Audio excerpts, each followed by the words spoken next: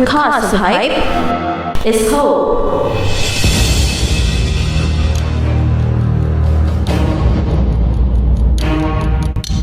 Isa na namang gwapo at gwapang araw sa inyong lahat.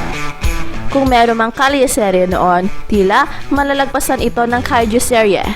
The drama continues, and the fans are going crazy. After all, Kay Soto is now a phenomenon. And the catchphrase, sa tamang panahon. Sa aking pangarap na mapaglaro para sa bayan at sa tamang panahon sa NBA. I am very blessed to have many supporters and I promise I won't let you down. Well, sa lahat ng mga nangyayari sa young basketball career ni Kay Soto, ay masasabi natin na ito na ang simula sa level up na popularity ni Kay Soto. At ang kasikatan na ito ang magdadala rin ni Kay Soto sa Promised Land dahil ito ang magiging inspirasyon niya sa kanyang basketball journey. Dahil alam na niya ngayon kung gaano siya kamahal ng bawat Pinoy sa buong mundo. Ito na ang Kaiju serye kasama ang Kaiju tribe na sumusuporta sa ating idol na si Kay Soto. Pero ano na nga ba ang latest about Kay Soto? Well, after hindi natuloy ang hosting ng Doha, Qatar, ay binawi muli ang hosting rights ng Pilipinas, although it takes time pa to finalize everything at wala pang schedule na ipinalabas. Dahil dyan, minabuti na lamang ni Kay Soto na magbabalik sa Amerika to rejoin his team Ignite to play for the NBA G League bubble, and hopefully by next week ay makakabalik na si Kay Soto. Si Kay Soto ay hindi na maglalaro sa Gilas Pilipinas para sa third window ng 2021 FIBA Asia Cup Qualifiers. Instead, mag-rejoin siya sa kanyang Ignite team sa G League. But before that, ay meron na naman tayong bagong pag-giveaway mga gwapo at gwapa naming subscribers as a way of giving back sa inyong overwhelming na support sa Express Info. At dahil road to 100k subscribers na tayo, ay meron na naman tayong 100k subs giveaway kung saan mamibigay tayo ng isang Apple iPad 8th generation pag-aabot na tayo ng 100,000 subscribers. So, sa mga hindi pa nakasubscribe dyan, ay please subscribe na para mapadali ang pagbibigay natin na giveaway. At meron pang kasama ang mga consolation prizes.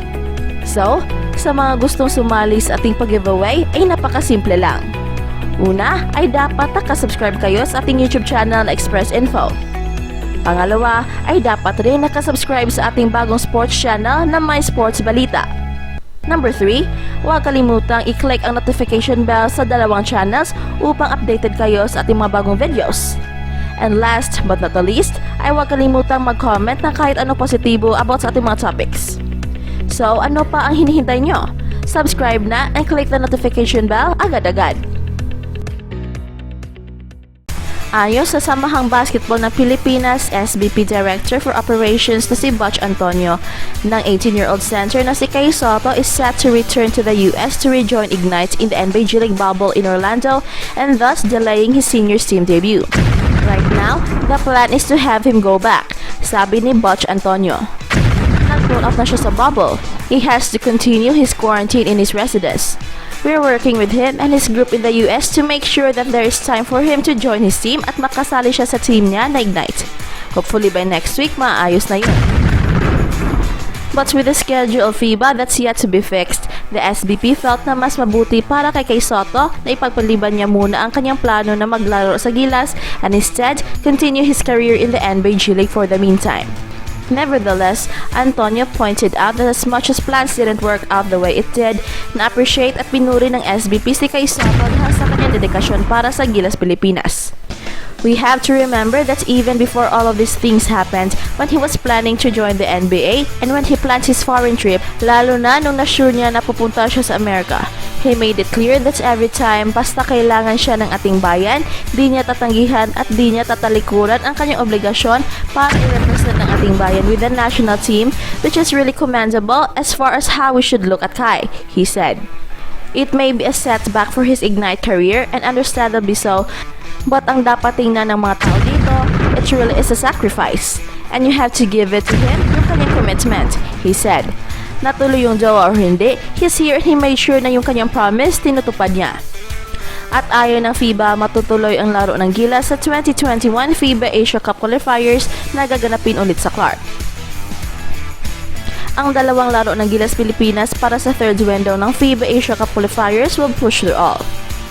ilang oras lang pagkatapos ng pag-announce ng Gilas Pilipinas na natapos na ang kanilang training sa Calamba Bubble, ang FIBA ay nag-release ng memorandum noong late Friday night na nagsasaad ng 2 laro ay matutuloy at gaganapin ito sa Pilipinas, kung saan ang Clark once again will be hosting games for the said 2 groups.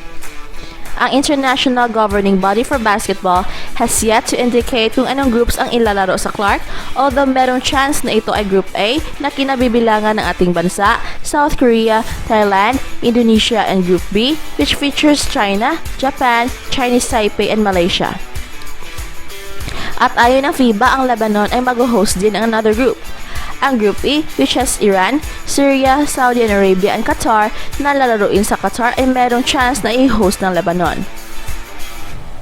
We're happy to say that in these difficult circumstances that we are experiencing, and just within the 18 hours after the forced cancellation of the Qatar bubble, 4 national federations already expressed their support to FIBA by proposing to host 1 or more groups in their country to play the cancelled games, wrote Hagop Kajirian, FIBA Executive Director for Asia. Fixing the dates of the window to be created under this unexpected and unordinary situation will still need about 10 days to be finalized. However, we have already decided to have these games in the Philippines, where the SBP will host 2 groups, and in Lebanon, where the Lebanese Basketball Federation or LBF will host the 3rd group. Clark Pampanga was originally the host for Group A as well as Group C, composed of Australia, New Zealand, Guam, and Hong Kong this February, but had to pull out dahil sa travel restrictions imposed by the Philippine government over the new variant. At ang Doha stepped up to take over for the hosting para sa Groups A, B, and E. But again, sila na naman ang nakansela ng kanilang hosting as per the order of its Ministry of Public Health. Qatar eventually had to cancel its hosting a week before the scheduled start of the 3rd window games dahil sa growing number of the new strain positive cases sa Middle Eastern country. Hindi pa rin clear how the SBP plans to go around the strict travel restrictions in order to host 3 groups in the Clark bubble. Ayon ng FIBA na merong 4 na national federations immediately proposed to host the games. At ang leading sa Group A with a spotless 3-0 record ay ang Gilas Pilipinas, kung saan nangangailangan na lang ito ng isang panalo to secure a slot sa FIBA Asia Cup. Sa makatwid ay abangan natin ang bawat twist and turn sa Kaiju Serie. At ang Kaiju Tribe ay patuloy ang pagsusuporta sa basketball career ni Kai Sotto kahit ano man ang mangyayari. At excited na ang lahat sa pagbabalik ni Kai Sotto sa NBA G League to play for Team Ignite, at sana walang abareya dahil baka maapektuhan na si Kai Sotto in the event na hindi rin siya makakalaro sa NBA G League. Pero ika nga ni Lola ni Dora sa Karyaserye, lahat ng bagay ay merong nakatakda na tamang panahon. Huwag lang minamadali. Lahat ng bagay nasa tamang panahon. Good luck, Kaiju!